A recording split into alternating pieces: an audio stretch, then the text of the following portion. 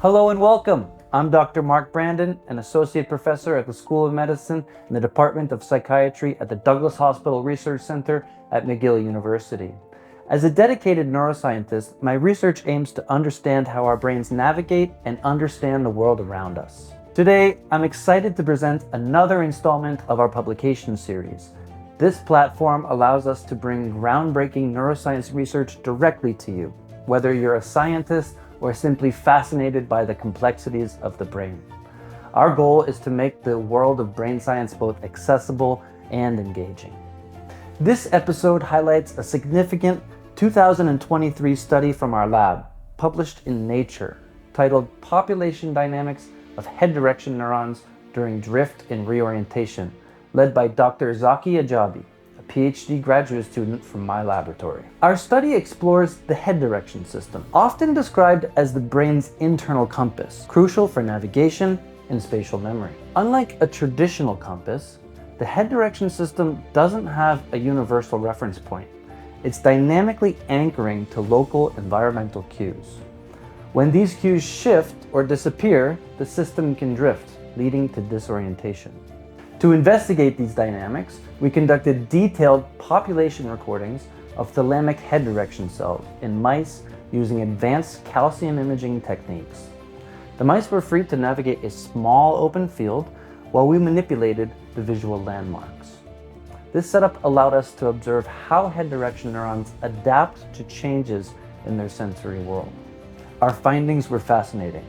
The population activity of head direction cells not only confirmed the classical one-dimensional ring attractor model, but also revealed variations along a second dimension, which we have termed network gain.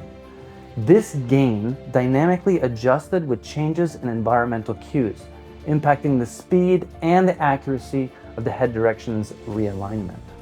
Specifically, we found that when we forced animals to reorient to regain their sense of direction, activity in the head direction network had to rotate through all possible head orientations until the system fully reoriented.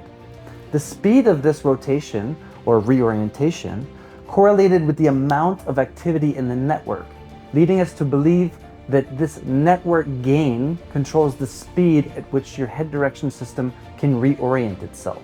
A second striking aspect of this study was how head direction cells maintained a memory trace of the previously observed visual landmarks, even when the animals were in total darkness.